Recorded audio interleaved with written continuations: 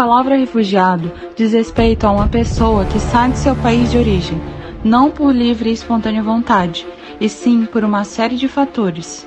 A crise na Venezuela se consolidou no governo de Hugo Chávez até os dias de hoje. Trata-se de uma crise socioeconômica, política, humanitária e migratória.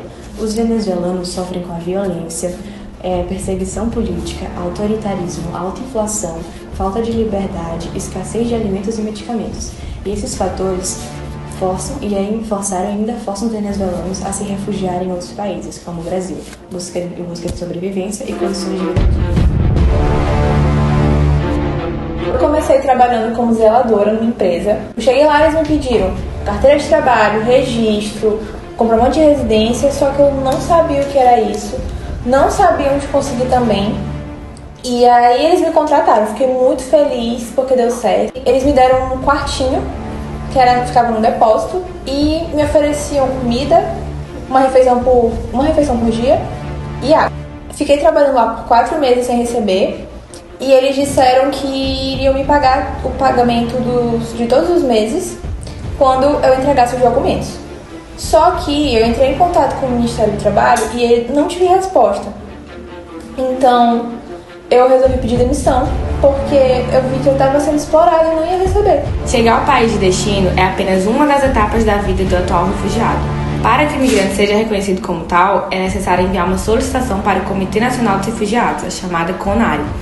O processo de reconhecimento é feito no site do Ministério da Justiça, a partir do preenchimento de um formulário.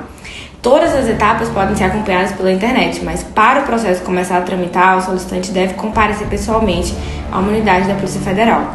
Esse procedimento pode demorar em média 2 a 3 anos, mas nesse tempo os solicitantes de refúgio recebem um protocolo que dá a eles todos os demais direitos de residentes do Brasil. Além disso, enquanto eles esperam a decisão do CONARE, o solicitante tem a garantia de que ele não será devolvido para o país de origem. Ele se torna amparado pelo país. E mesmo quem tem o pedido de refúgio rejeitado, continua no Brasil submetido à lei de imigração e pode entrar com processo para permanecer como residente. E ainda que haja direitos e prerrogativas, os solicitantes de refúgio enfrentam dificuldades durante a espera, que pode ser uma longa espera, ocasionando situações precárias de vida, como o relato feito anteriormente. O número de indivíduos que se enquadram nesse grupo só aumenta. Com ele, crescem as desigualdades, a fome, a precariedade e a invisibilidade. Meus pais viemos para o Brasil quando eu tinha 11 anos. Inicialmente a gente estava fugindo da pobreza e da extrema repressão do país. Então a gente teve que morar na rua durante um período porque todos os abrigos estavam lotados. E nisso que a gente vai morar na rua, os meus pais foram mortos por 2 bêbados. Então durante esse período eu tive que ir para diversos orfanatos, eu passei.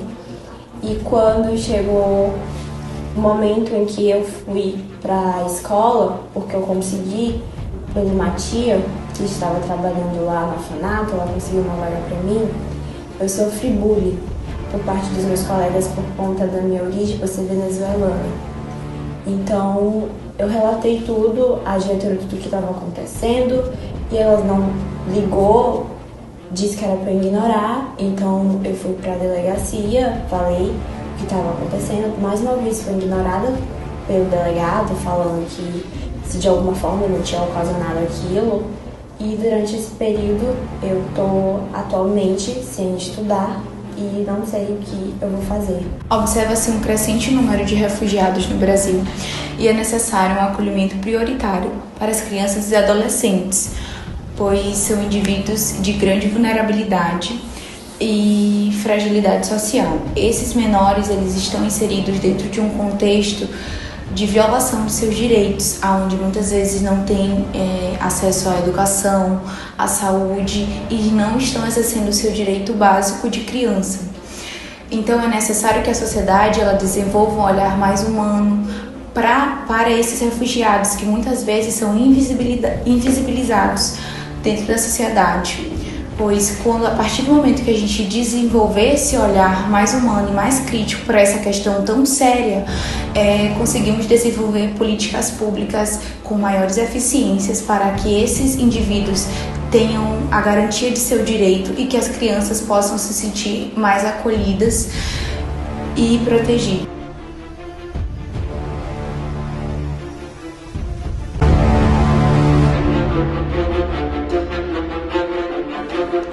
Sou mãe, sou casada e tenho 2 filhas. Meu marido é formado em administração e ganha muito pouco. Minhas filhas pedem por comida e eu não posso dar. É desesperador. Viemos para o Brasil com pedidos de socorro.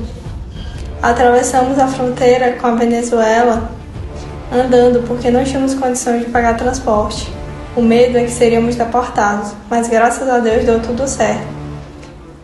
Minha filha sofre de um problema de saúde grave.